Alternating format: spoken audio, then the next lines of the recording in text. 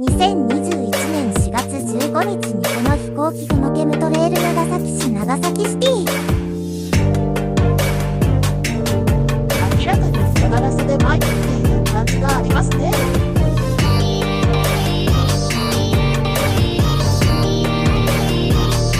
大気汚染物質をまいて嫌がらせしてきているのでしょう。声は合成音声です。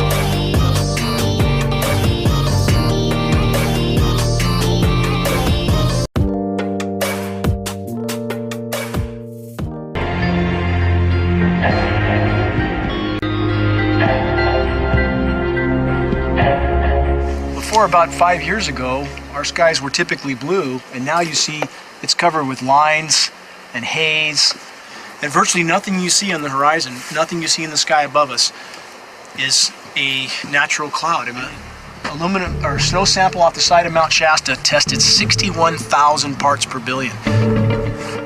This is just ordinary snow water, and people are drinking this stuff when they're hiking on the mountain. And remember, government action is required at 1,000. This is 61 times over the government limit, and our hikers are drinking this poisonous water on Mount Shasta Mountain itself. God. Barium, 83. Strontium, 383. And again, we've already seen in 5 years soil pHs in this area that have escalated 10 to 12 times, and we can prove that conclusively. Well, this is not speculation. After several heavy spray days, there was a film that we received formed on the surface of the water, and we tested that crust, and it was aluminum and barium. That after a year and a half's accumulation had 375,000 parts per billion of aluminum in it. It's literally toxic. It seems to be an industry that's being built up to milk the taxpayers by undergoing some kind of a giant global spraying program to make all kinds of money on the project, and they don't seem to care really what effect it has. They're not trying to experiment to see if humans can survive it or anything like that. They just want to get this stuff up. And then we discover, as we're going further down the line, that there are companies generating genetically modified organisms, seeds, modified seed crops they're being engineered to resist the aluminum in the soil. And a lot of crops won't grow in that. And so now, after they've messed up the soil, all the farmers were going to have to go back and buy seeds that have been genetically engineered to resist the aluminum that have been put into the soil. And all of a sudden, mankind is completely dependent upon these companies like Monsanto and other giant agricultural firms. You can't even grow natural seeds anymore. In the years that I have been a medical research journalist, I have looked at many, many things, and I found the same three issues in whatever I'm looking at. And that is that we are being dumbed down, we are being made sicker, and we are being made infertile. And when these people started talking about the need for UN Security Council oversight, a supranational environmental security enforcement with a strong mandate by the UN, you know, it really is clear that they're looking for a global power behind the manipulation of the environment. My name is Sofia Xenidis. I am 17 years old.